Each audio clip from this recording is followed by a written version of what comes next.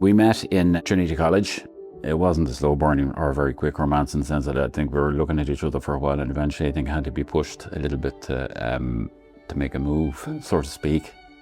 Mark first, yeah. Mark came along in 1997. We were married in 1990. He was 2 weeks late, but has been punctual ever since. Laura's quite the opposite, and she came in a hurry and has stayed going in a hurry. In fact, from the point that we went into Hollis Street on Laura, it was 45 minutes later she was born. Poor Fiona had no chance to get any epidural at that stage.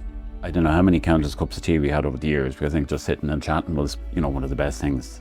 It was the simple things even, Lego became a big feature. Christmas pudding, for example, was always a huge adventure in this house. Literally everybody got involved, including the dogs, in fact, because we lifted them up to the store. Everybody get a job, you do this with the peel, you do that with the whatever. It was more just being together and enjoying each other's company. That's what made the horrendous so hard. Very clearly jaundiced, so there's definitely something not right. That was only the latter sort of few days, but she was increasingly unwell, uncomfortable. Her tummy was getting a bit bigger, so she kind of knew there was something wrong somewhere, and we went to the GP, who immediately referred her to Blackrock that day, and we didn't leave it until we had the diagnosis at night. On the morning she died, we got 2 phone calls from the clinic. One was to say, look, we'd like you to come in the following day for a family meeting, and I immediately think about it's really not good news when they're asking those sort of things. And then got a further phone call about an hour later from the oncologist. I said, no, look, we actually would like you to come in now, and by the way, we're moving her to palliative state. First question out of my mouth was, well, how long? Thinking weeks, months, and she said about 2 days. And she died that night. Cancer is a disease that literally terrified me.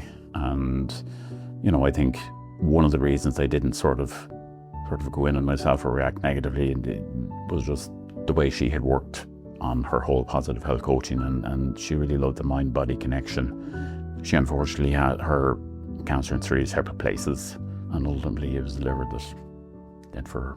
She used to go along to the clinic every 2 weeks. She'd check in the morning, blood would be taken. We generally leave somewhere around 3:30, 4 o'clock, and she'd have the chemo bottle attached to her, and it would be delivered over the next 40 hours, and that's how it worked. There's certainly no suffering at the end. All our friends happened to have gathered in the clinic that day because the word had obviously got out, so everybody was there.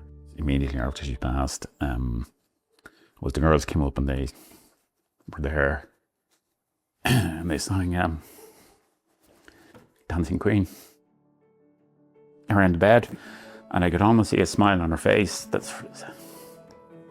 So right from the start, there was a huge sort of real love of sport there.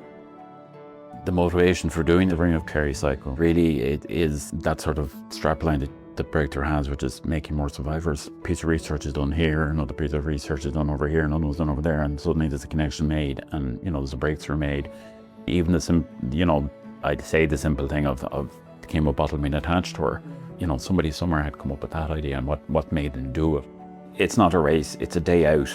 There's an immense sense of fun between those last sort of kilometre when you're getting towards the finish line, and then just when you go over that, it's just brilliant. And then knowing that you're raising funds for something, it's just the icing on the cake really for the day. So the more funding that goes into research, the better. And it's not just the fact that Breakthrough funds, it's also just creating the awareness around cancer. That's why we're doing it, is one way to honour her. And I think other ways to honour her, would be to just take life by the scruff of the neck and go and enjoy it. So that's what we do with the cycle, and God knows what else.